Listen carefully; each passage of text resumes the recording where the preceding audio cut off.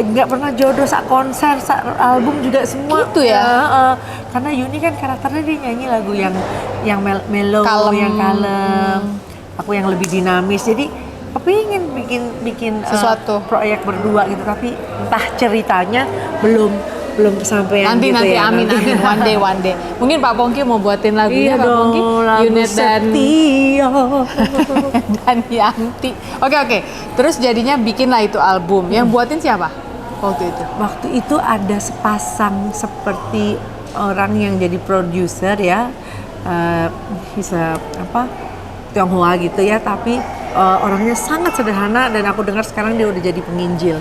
Jadi memang dia juga bangga bahwa aku artis pertamanya. Dan lucunya, aku dibayar waktu itu satu album 750.000 rupiah. Itu kalau kita SD itu ibarat berapa puluh juta kali ya zaman dulu kan, dengan inflasi dan lain-lainnya. Tapi aku tidak pernah menerima uangnya.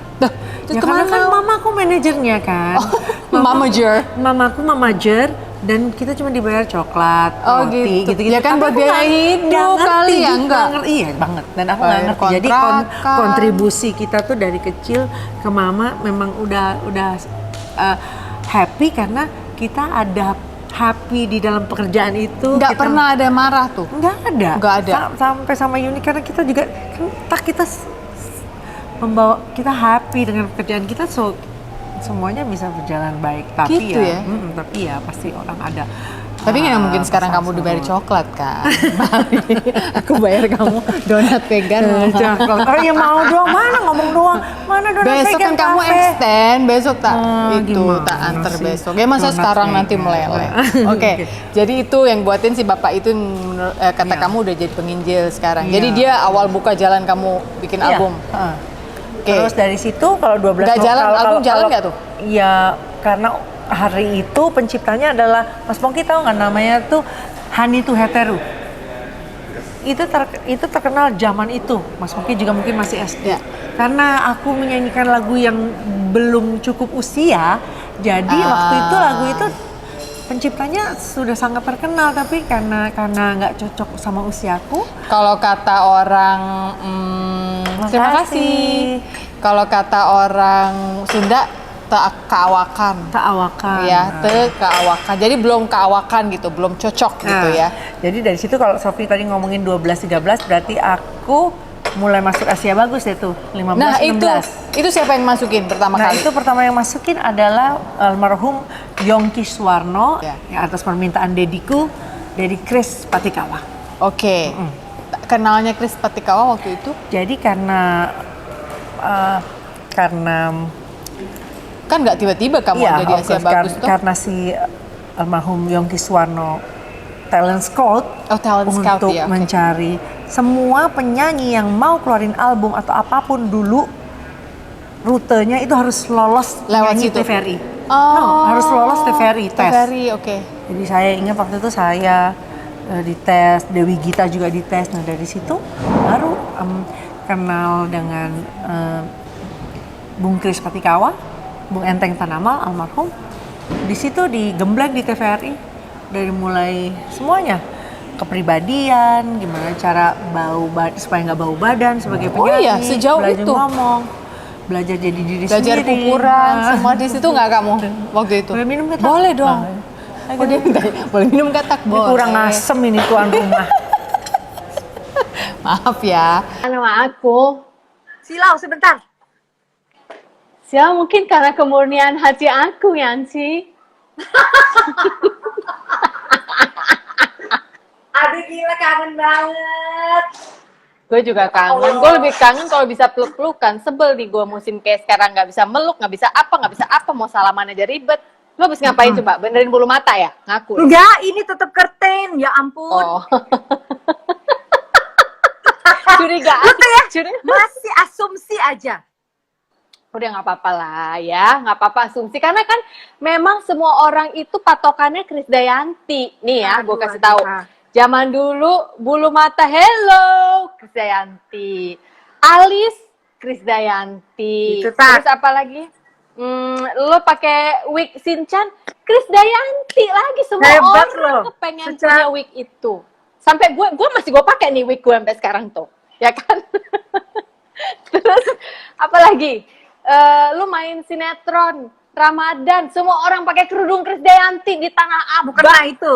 Mukena Krisdayanti semua orang. Itu luar biasa sekali loh. Lo pernah bayangin gak sih waktu kecil, kamu tuh pernah bayangin gak sih kalau suatu saat apapun yang kamu pegang, apapun yang kamu pakai, orang kepingin punya dan kepingin sama. Tuh, kesannya aku tuan rumah lobby ini, tapi ini kita nebeng di lobbynya BNDCC. Campur? Yuk. Oke. Jadi Asal. jadi dari situ. Terus kamu juara Juara itu dong. kan juga karena mungkin ada satu kepedean, pedenya aku, confidence-nya waktu itu kan ditanya ketika aku dites gitu sama Chris Patikava di TVRI, itu yang kaos putih maju gitu. Duk gitu kan. Aku cuma kalau pakai kaos putih, pakai celana jeans, aku jadi bahan percontohan. Iya. You, bisa lihat dia nggak? Pertama, you punya paspor nggak? Nggak ngerti juga kan paspor tuh umur 15, 16. Nggak punya. You semua lihat dia ya. Kenapa? Semua tuh dress up. Namanya juga tes TVRI kan, all out. Aku cuma pakai kaos putih sama celana jeans. Semua harus dandan sesuai umurnya. Oh, jadi aku senang banget. Jadi aku sudah punya satu ponten lah seenggaknya bahwa ya kita kamu tuh dandan sesuai umurmu. Iya, kita tuh harus nyanyi, memilih lagu bahkan harus sesuai dengan umur kita, pelajaran dan lagu itu dari situ. Terus ya udah aku confidence di apa, karena waktu itu ya hanya pikir ini adalah, nggak mikir itu milestone harus pintu internasional, nggak mikir juara juga gitu. Tapi ternyata Jebol memang juara loh kamu. Memang jadi waktu itu talent scout ini yang bikin kan NHK gitu. Jadi mereka Asia Bagus ini dengan judul yang juga sangat epic ya, Asia Bagus gitu. Bagus, jadi iya. kayak keren sekali judul Iya. itu. Jadi memang waktu itu mengumpulkan anak-anak muda, newcomer yang ada di Asia Right. gitu. Iya, Seneng iya. banget. Dan kamu bisa dibilang pioneer ya awal-awalnya kan tuh awal awal. banget. Nah, begitu selesai dari situ, tapi kan nggak langsung karir nyanyi kan, kamu Enggak, kayaknya justru sinetron karena dulu. aku menang, Heeh. aku justru bukan terjebak ya bahasa Terjun, kasar. terjun.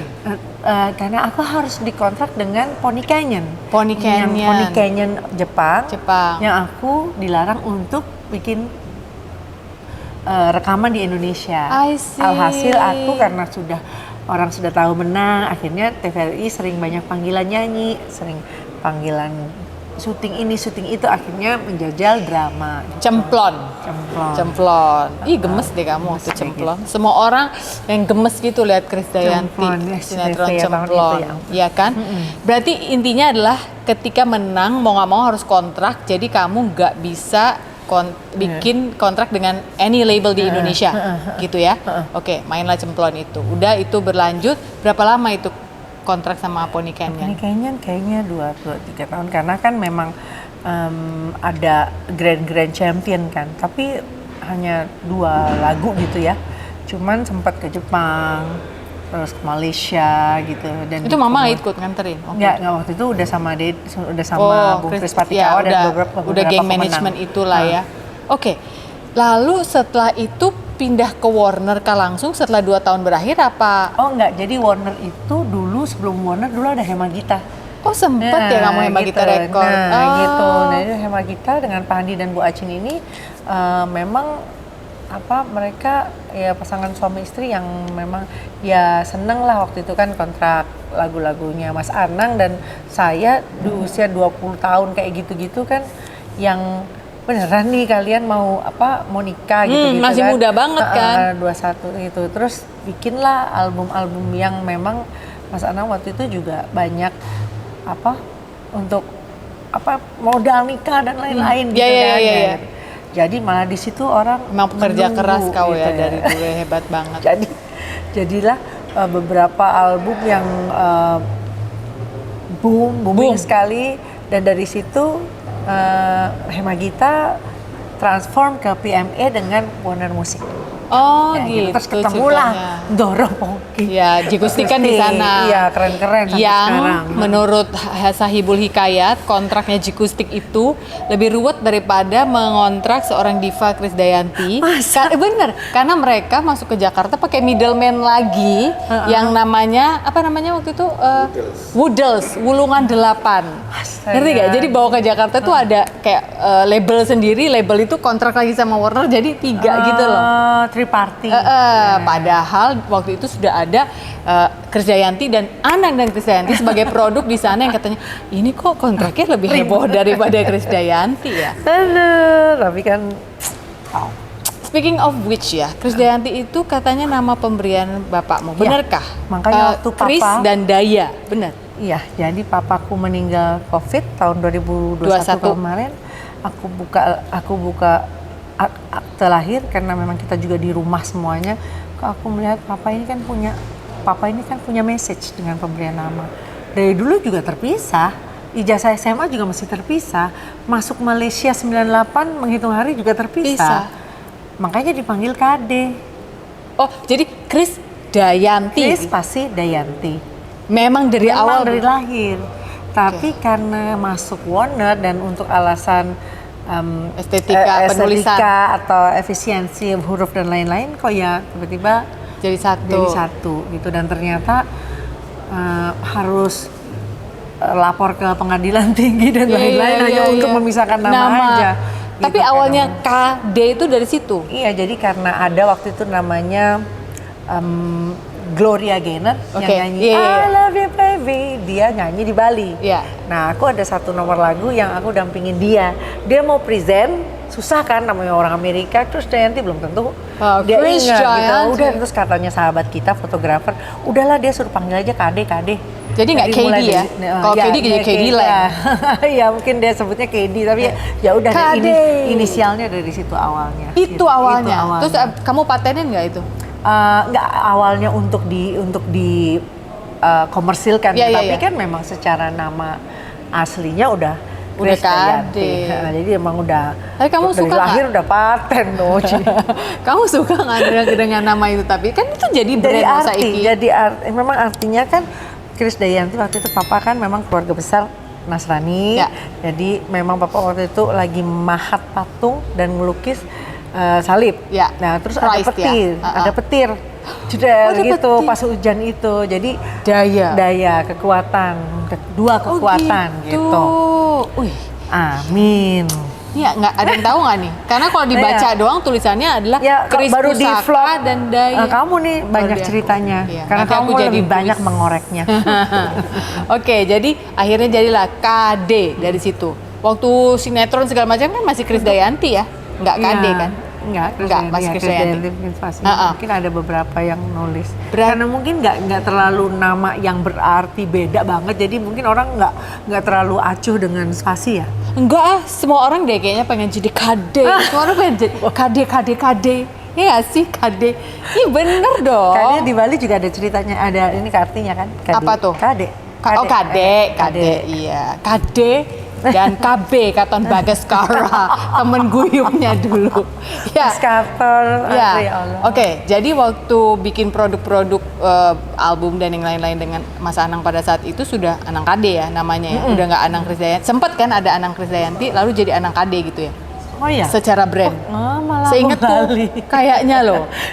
Nanti aku akan cek lagi, aku tulis karena mungkin di sini aku juga nggak terlalu komplain atas nama itu, toh untuk penyebutan dan lain-lainnya komposisinya masih sama. Ya. Pernah suatu hari aku main ke rumahnya KD, zaman dulu banget lah ini sama Pongki, aku inget banget karena waktu itu harus ketemu dengan suami pada saat itu ya. Terus dia keluar loh, dan mau kemana? Mau show? Bentar ya, buatin teh dulu, narok kudapan dulu. Di situ aku melihat, aku mau jadi istri kayak orang ini. Gue nggak berubah loh, Bo, sampai sekarang. Ya, bahkan gue lebih kan? nenek-nenek. Tetap bebong-bebong kan, kita keluar, taruh minum, makan, iya kan, atur-atur. Nah, itu tuh dari mana? Itu dari mama. Tapi yang banyak orang nggak tahu adalah she is a homemade diva. Dalam arti begini, kemanapun Yanti melangkah, menurut saya sebagai temannya yang jauh maupun dekat dan sangat mengobservasi semua sepak terjangnya dia, Yanti itu is a person who never leaves home sebenarnya. Jadi mau seperti apapun besarnya namanya, mau seperti apapun banyak piala yang dia pajang, penghargaan yang dia dapat, bahkan hujatan yang harus dia terima, Yanti adalah seorang yang menurut saya tidak pernah meninggalkan rumah dalam arti, arti. Gini, saya kasih contoh gini deh, gue nggak usah berteori. Gue inget banget waktu gue seneng teori lo pinter tak, biarin aja. Waktu zaman dulu nih, dulu banget pernah main ke rumah lo nih, gue inget banget nih, gue baru-baru mau kawin waktu itu. Terus dia gitu, gue ada di rumah lo, terus dia gitu lo lagi make up gitu ya. Terus dia gitu, kita duduk lagi ngobrol-ngobrol gitu, tiba-tiba Yanti keluar, saya, aku soalnya mau bedakan dulu, soalnya ada ini, ada itu gitu kan ya. Saya pikir dia bakal masuk lagi nih, dan waktu itu kita belum yang kenal yang sedekat itu, bener-bener ya pokoknya ya tahu ya, dia tahu mungkin aku presenter, aku tahu dia penyanyi lah ya. ya sesama orang panggung, hi bye aja gitu. Yanti masuk, saya pikir dia mau dandan, enggak loh, dia keluar lagi bawain minuman sama makanan. Ini ya seadanya dinikmati. Terus dia masuk lagi, tapi aku tak tinggal dulu ya, soalnya aku harus make up gitu. Dan kita melanjutkan obrolan dengan suamimu pada saat itu ya.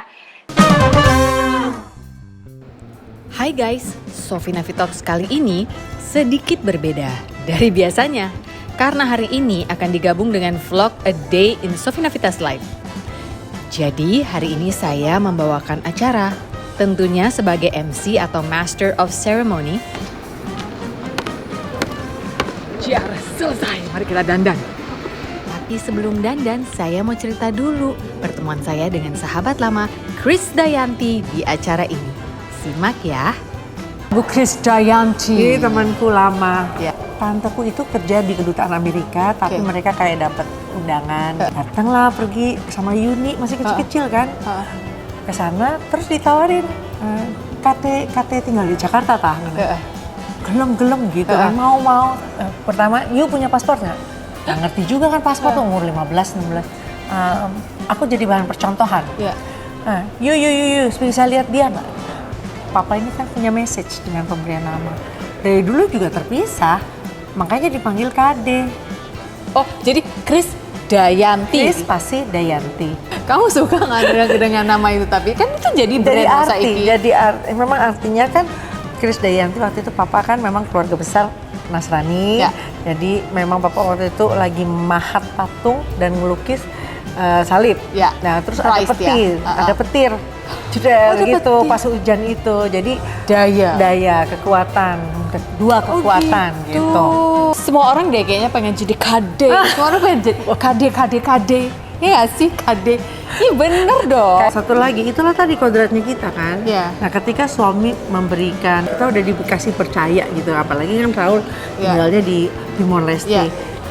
Pernah nggak punya satu penyesalan paling besar yang kalau kamu bisa balik lagi ke sana, aku mau ubah ini gitu. Aku pengen sekolah tak.